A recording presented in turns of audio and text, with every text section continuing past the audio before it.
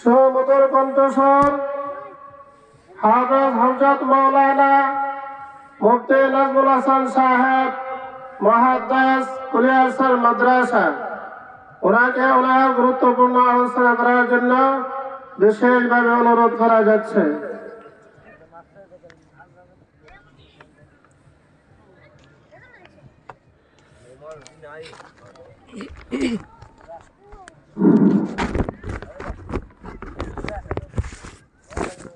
আসসালামু আলাইকুম ওয়া রাহমাতুল্লাহি ওয়া বারাকাতুহু।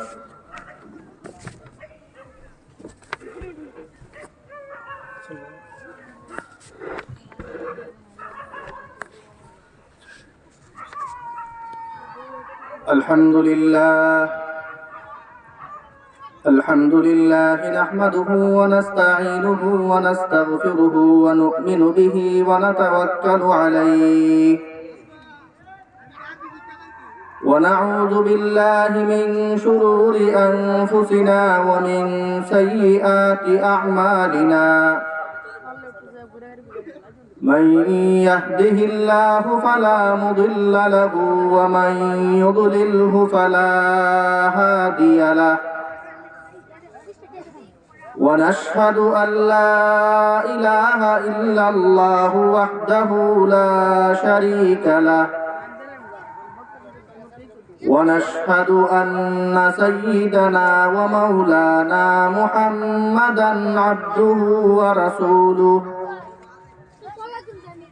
صلى الله عليه وعلى آله وأصحابه وبارك وسلم. أما بعد فأعوذ بالله من الشيطان الرجيم. بسم الله الرحمن الرحيم.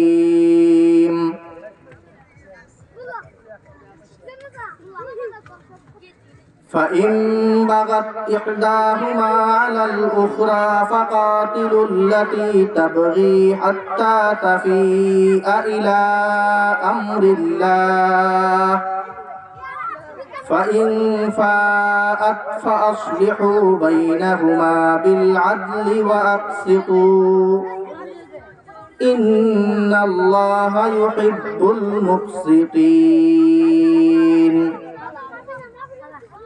إنما المؤمنون إخوة فأصلحوا بين أخويكم واتقوا الله لعلكم ترحمون.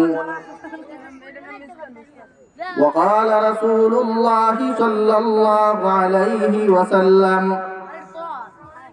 ألا أدلكم بأفضل من صلاة وصوم وصدقة؟ قالوا بلى يا رسول الله. قال: إصلاح ذات البين، فإن فساد ذات البين هي الحالقة. لا أقول تحلق الشعر ولكن تحلق الدين.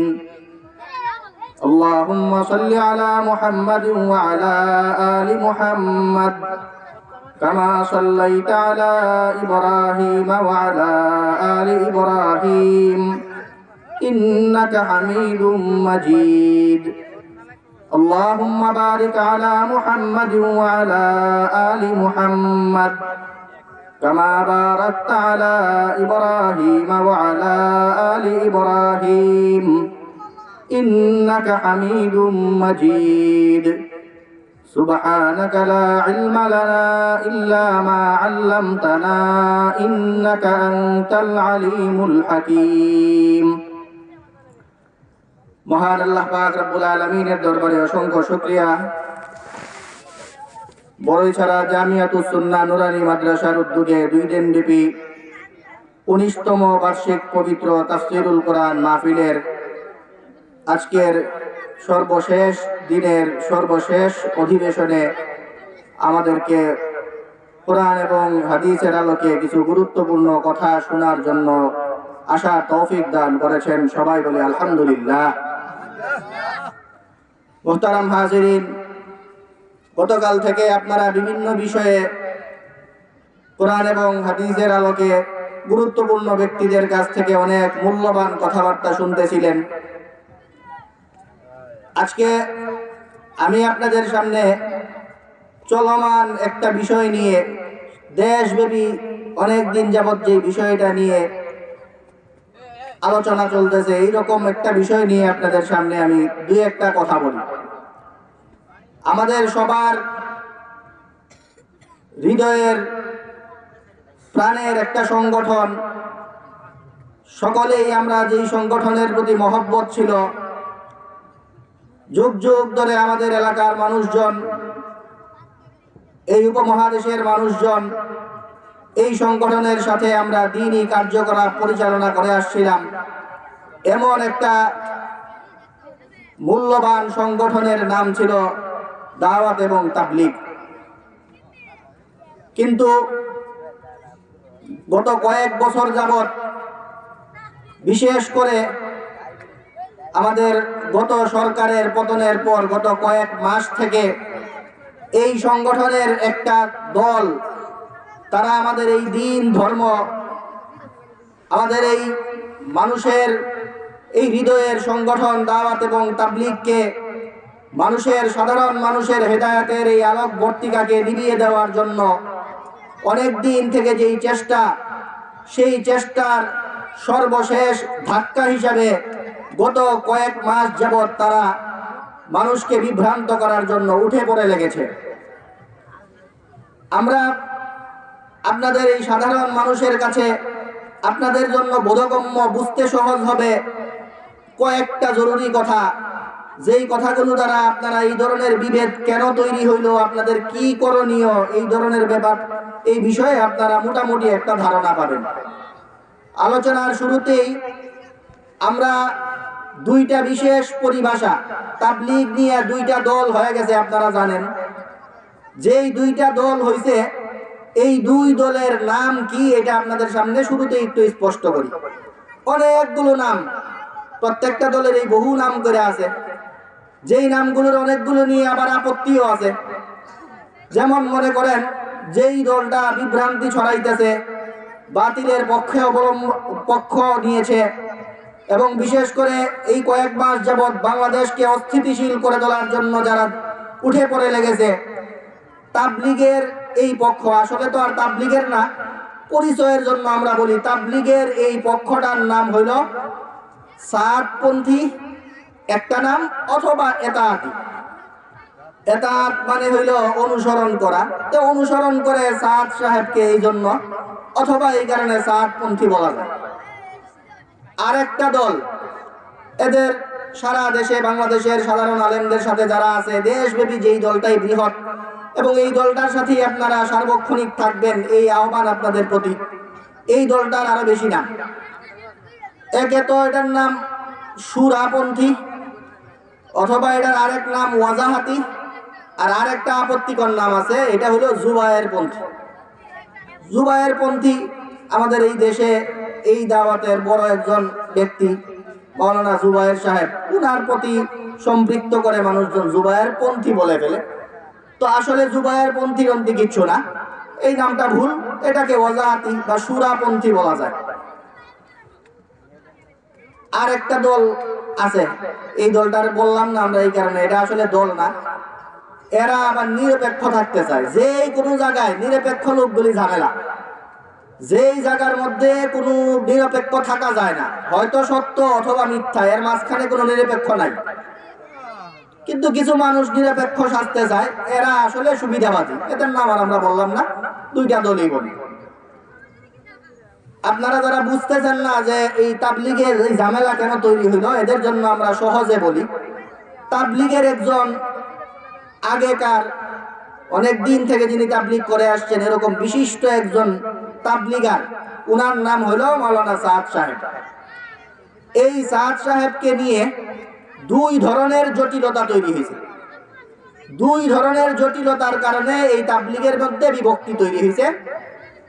আমরা যারা আলেম ওলামা, দারুল উলুম দেওবন্দের অনুসারী যারা, এই দুই জটিলতার মধ্যে একটা নিয়ে আমাদের মাথা ব্যথা আছে, আর একটা নিয়ে আমাদের অতটা মাথা ব্যথা নেই। একটা জটিলতা হলো মাওলানা সাদ সাহেব উনি খুবই আপত্তিকর,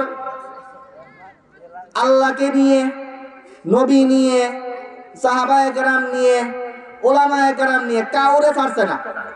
আল্লাহর হাতে হেদায়েত নাই, নবীরা এই কাজ করার কারণে এই সমস্যার সম্মুখীন হয়েছে, সাহাবায়ে কেরাম এটা করছেন এই কারণে অমুক যুদ্ধে মার খাইছেন, ওলামায়ে কেরাম এই কাজ করেন, এই কাজ করার কারণে ওনারা যে এই মাদ্রাসা মসজিদ এগুলোর মধ্যে খেদমত করে বেতন ভাতা নেন, ওগুলোর মধ্যে বেশ বাজে শব্দ প্রয়োগ করছে, ওরকম এত বাজে যে এই ধরনের এগুলো নিষেধ নেওয়া যাবে না, কাউরে ছাড়ছে না দুনিয়ার।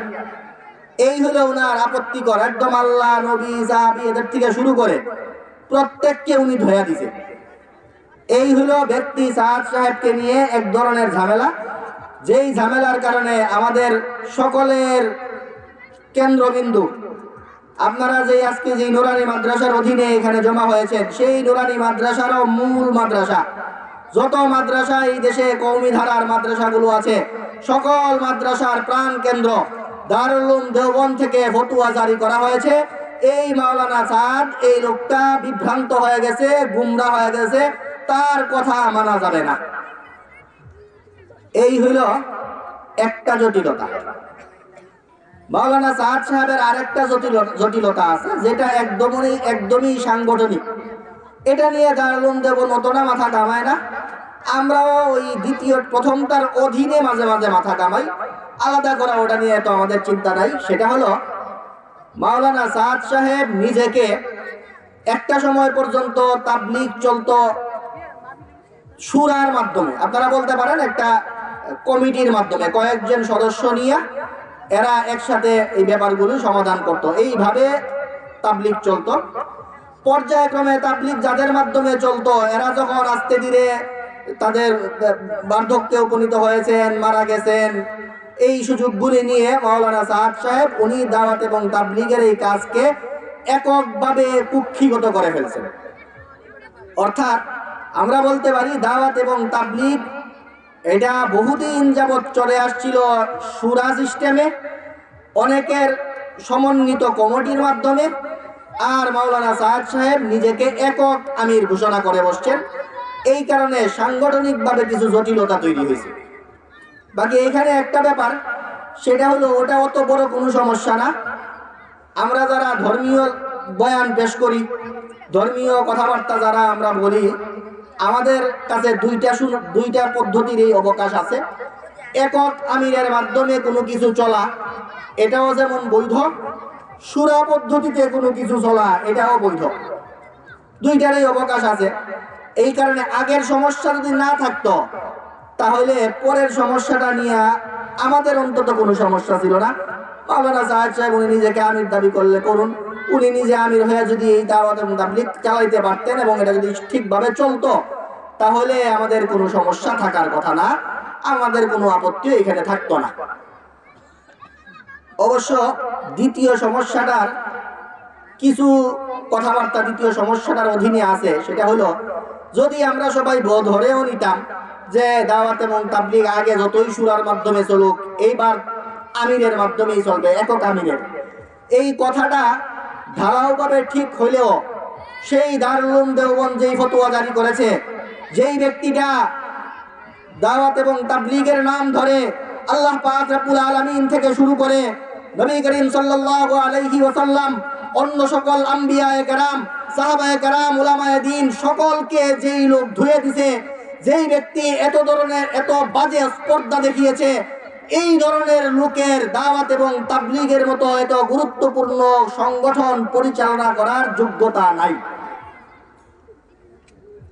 অধীনে একজন মানুষের অধীনে এক আমিরের অধীনে দাওয়াত এবং তাবলীগ চলতে পারে, সেটা ঠিক, কিন্তু দাওয়াত এবং তাবলীগ চালানোর জন্য যিনি এককভাবে উঠে পড়ে লেগেছেন সেই সাদ সাহেব যদি যোগ্য থাকতেন তাহলে একটা কথা ছিল, কিন্তু উনার মাধ্যমে যেই ধরনের কার্যকলাপ আমরা দেখতেছি, এরপরে উনার আর দাওয়াত এবং তাবলীগের এই যে সংগঠন এটা পরিচালনা করার আর কোনো এখন অবকাশ অন্তত আর নাই, এই ধরনের বক্তব্য উনি দেওয়ার পরে।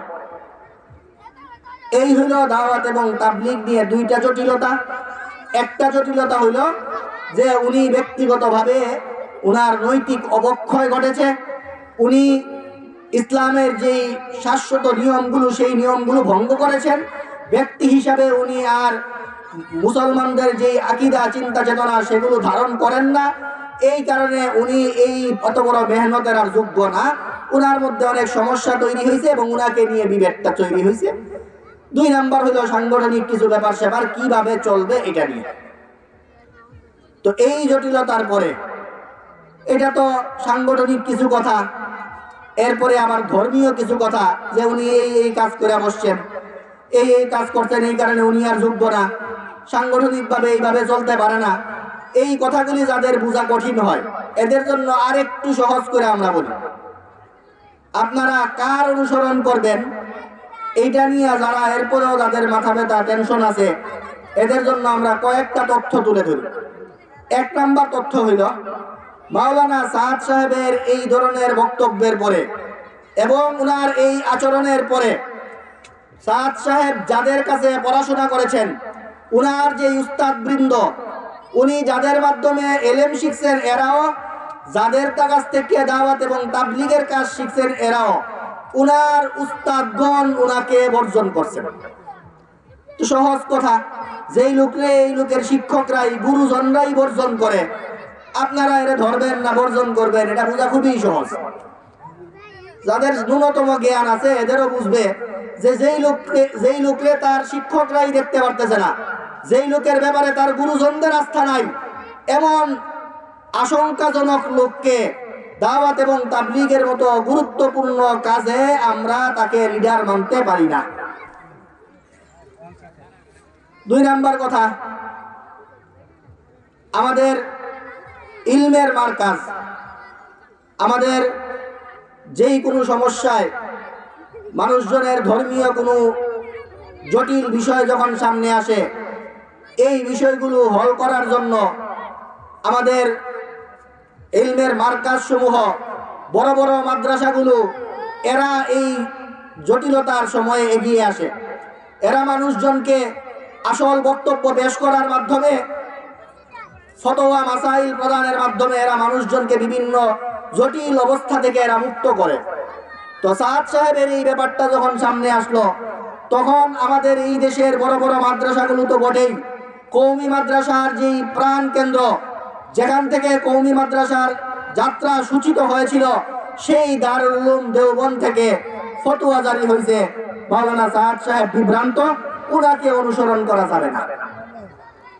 দারুল উলুম দেওবন্দ থেকেও বলা হয়েছে, দারুল উলুম দেওবন্দ থেকে বলার পাশাপাশি অন্য যত সব মাদ্রাসাগুলোকে, যাদেরকে আমরা ধর্মীয় সময়ে আমাদের আস্থার জায়গা মনে করি, প্রত্যেকেই মানুষকে সতর্ক করেছেন যে এই লোকটাকে আপনারা এড়িয়ে চলেন।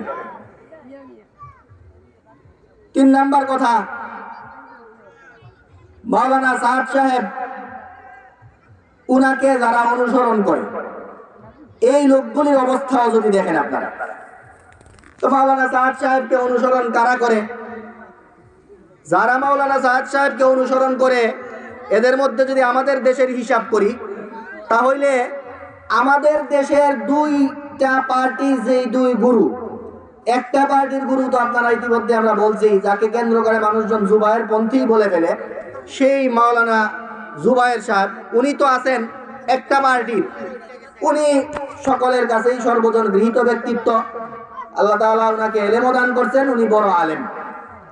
আবার অপর পক্ষটার যে লিডার, এই লিডারের নাম হলো ইঞ্জিনিয়ার ওয়াসিফুল ইসলাম। তো আপনারা যদি দেখেন কে কারে অনুসরণ করে, এই আলমী সূরা, এই যে আলমী সূরা, এই আলমী সূরার অধীনে ওয়াজাহাতিদের অধীনে যারা কাজ করে, যারা আছে, এরা প্রত্যেকেই বড় বড় আলেম। এদের সাথে যারা সাপোর্ট দিয়ে আসছে এরা প্রত্যেকেই বড় বড় মাদ্রাসাগুলো এদের পক্ষে সাফাই গেয়ে আসতেছে। আর অপর পক্ষে প্রধান গুরু যেইটা, সাতপন্থীদের বাংলাদেশের মূল লোকটাই আলেম না, অন্যদের কথা তো বাদে, মূল লোকটাই ইঞ্জিনিয়ার ওয়াসিফুল ইসলাম, এই লোকই ইঞ্জিনিয়ার। তো এই হলো পরিস্থিতি। এছাড়া আরো যারা আছে, ইঞ্জিনিয়ার ওয়াসিফুল ইসলাম এই লোকের ছেলে, আপনারা জানেন নাম ইতিমধ্যে সবাই চিনছেন এই লোকের, মুফতি ওসামা। এই মুফতি ওসামা আমাদের মাদ্রাসায় পড়ছে।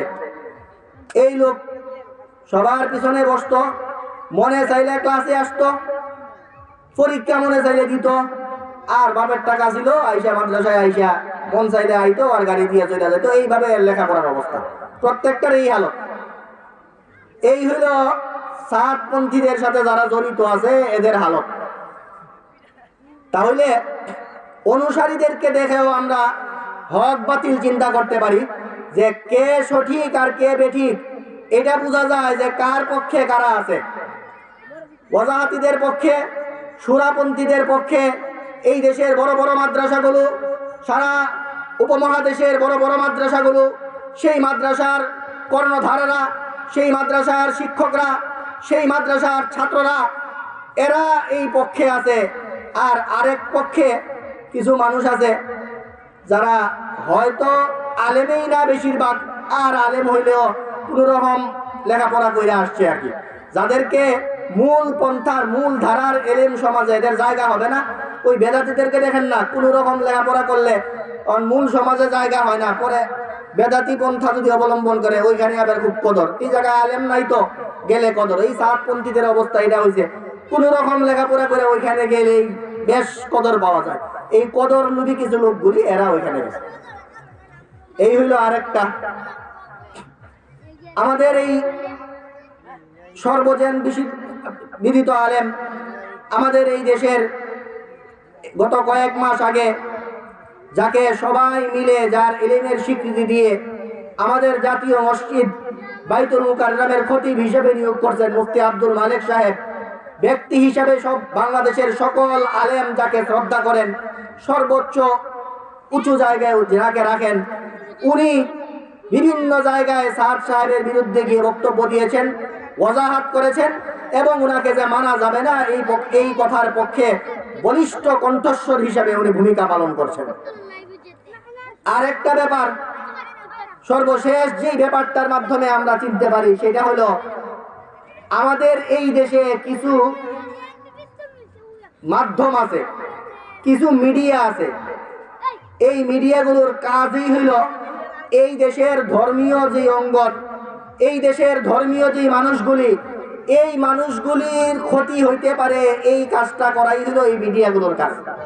এই দেশের বেশিরভাগ মিডিয়া ওরকম, নাম ধরে বলতে গেলে প্রথম আলো আছে, ডেইলি স্টার আছে, এই কিছু পত্রিকা আছে, কিছু সংবাদ মাধ্যম আছে, যেইগুলোর কাজই হইল এই দেশের মুসলমানদের বিপক্ষে কথা বলা, এই দেশের স্বাধীনতার বিপক্ষে কথা বলা, যেইভাবে কথা বললে, যেইভাবে বক্তব্য দিলে এই দেশের মুসলমানদের ঈমান বিপন্ন হবে, সেইভাবে তারা কলাম লেখে। এই দেশের স্বাধীনতা যেইভাবে বিপন্ন হবে এইভাবে তারা সংবাদ প্রচার করে। বছরের পর বছর যাবৎ এরা সংবাদ প্রচারের মাধ্যমে এই দেশের মানুষকে ভারতের জুলুমের শিকার করতে করিয়েছে। এই বিভিন্ন মাধ্যমে এরা লেখালেখির মাধ্যমে এই দেশের স্বাধীন দেশের মানুষজনকে দাসত্বের শৃঙ্খলে এরা বন্দী রাখার পিছনে সহায়ক ভূমিকা পালন করেছে। এই মিডিয়াগুলো এরা কার পক্ষে আছে? আমরা আগে এক সময় বলতাম যে ভালো মন্দ চিনার জন্য তো কষ্ট করার দরকার নাই, আমেরিকা কার পক্ষে আছে এটা দেখলেই যেই লোকের পক্ষে, যেই দেশের পক্ষে আমেরিকা আছে আমরা বুঝানি মহিলায় ঝামেলা আছে।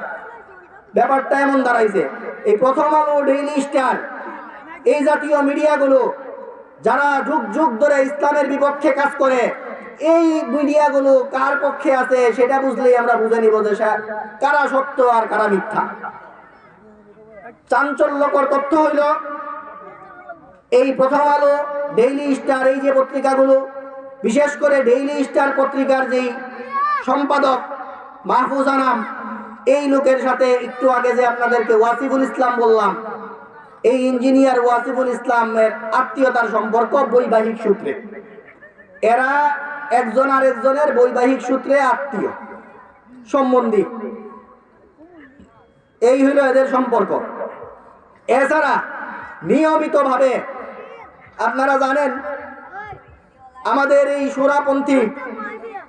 সুরাপন্থী মানুষজনের পক্ষে আমরা যখন বিশ্ব ইজতেমায় যাই, ইজতেমা লোকারণ্য হয়ে যায়। আমরা যখন ইজতেমায় যাই তখন মাঠে 3 ধরনের রাখার মতো জায়গা নাই। আমরা যখন ইজতেমা করি, আমরা যখন যে কোনো সমাবেশে গিয়ে আমরা জমা হই, এই সময়ের পরিস্থিতি এমন হয় যে ওই সময় মানুষের কারণে কোনো জায়গা দেওয়া যায় না। কিন্তু এই পত্রিকাগুলো এদের কোনো নিউজও করবে না, এদের পক্ষে কোনো বক্তব্য বিবৃতি প্রকাশ করবে না। কিন্তু 2-4 জনে মিলে যদি ইজতেমা করে, কোনো একটা সমাবেশ করে, এই যে 2-4 জনে মিললে কিছু একটা করলো, এটার পক্ষে সাফাই গাওয়ার জন্য পত্রিকা লাল করে ফেলে এই পত্রিকাগুলো। সুতরাং আমরা এই সিদ্ধান্তে উপনীত হইতে পারি যে সাতপন্থীরা এরা তাবলীগের নামে এই দেশে ফেসিবাদের দূষরদের দায়িত্ব পালন করে যাচ্ছে।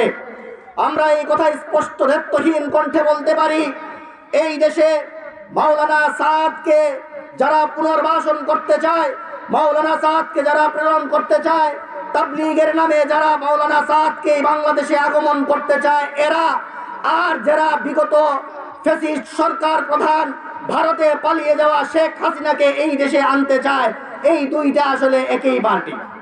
আমাদের স্পষ্ট ঘোষণা, আমরা 2013 সালে শাপলা ট্র্যাজেডিতে আমরা উপস্থিত ছিলাম। সেই শাপলা চত্বরে আমরা প্রত্যক্ষ করেছি, শাপলা চত্বরে মানুষগুলোর উপরে যে আঘাত আনা হয়েছে, সেই আঘাত যে ফ্যাসিস্ট সরকার করেছিল, তারা পর্যন্ত মানুষের উপর আঘাত করেছিল শাপলা চত্বরে কিছু দাবি নিয়ে জমা হওয়ার কারণে। কিন্তু 2018-তে টঙ্গীতে হামলা হয়েছিল, 2024-এ যেই টঙ্গীতে আক্রমণ হয়েছে, সেখানে মানুষজনের উপর আঘাত করা হয়েছে, কোনো দাবি নিয়ে যাওয়া হয় নাই, কোনো ধরনের দায় দাবি ছিল না। দাবিহীন ভাবে নিষ্পাপ মানুষগুলোর উপরে ইজতেমার মাঠ পরিচর্যার জন্য সমবেত হওয়া, মাঠ পরিচর্যার কাছে আসা মানুষের উপরে যারা আক্রমণ করেছে, এরা 2013-র ফ্যাসিস্টকে 2013-র ফ্যাসিবাদী আক্রমণ থেকেও কোনো অংশে কম না। সুতরাং আমাদের স্পষ্ট ঘোষণা, 2013 সালে যেই আক্রমণ হয়েছিল শাপলা চত্বরে, এর যেমন বিচার হওয়া লাগবে, 2018-তে টঙ্গী হামলার বিচার হতে হবে, 2024-এ নিরীহ মানুষের উপর যে আক্রমণ হয়েছে, সবগুলি হত্যার বিচার এই বাংলার মাটিতে হতেই হবে, হতেই হবে। পাশাপাশি আমরা ভারতের সরকারকে আমাদের এই দেশের সরকারের মাধ্যমে জানিয়ে দিতে চাই, আপনারা দুইটা লোককে সামলান। আপনাদের দেশ থেকে 5 আগস্ট আপনাদের দেশে মেহমান হওয়া যেই ফ্যাসিস্ট সরকার প্রধান গিয়েছে, তাকে সামলান। আপনাদের দেশে বসে আছে যেই সাদ, সেই সাদকে আপনারা থামান, তাকে রক্তের হুলি খেলা বন্ধ করতে বলেন। অথবা এই কাজ যদি না করেন, এই দেশের মুক্তিকামী জনতা যখন জেগে উঠবে, বাংলার স্বাধীনতাকামী মানুষজন যখন জেগে উঠবে, এই বাংলার আপামর জনতা তাবলীগ এবং দ্বীনকে রক্ষার জন্য যখন রাস্তায় নেমে আসবে, পরবর্তী পরিস্থিতি সামলাতে পারবেন না, সামলাতে পারবেন না, সামলাতে পারবেন না।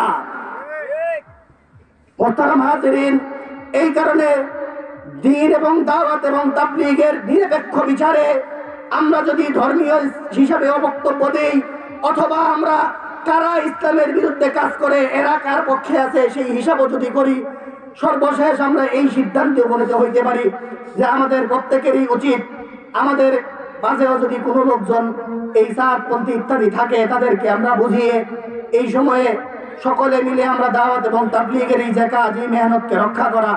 আমাদের পরবর্তী মেহমান আমাদের সামনে উপস্থিত হয়েছেন, আমরা ওনার সম্মানার্থে সামনে আর কথা বাড়াবো না। আল্লাহ পাক রব্বুল আলামিন আমাদের এই বিষয়গুলো বোঝার তৌফিক দান করুন।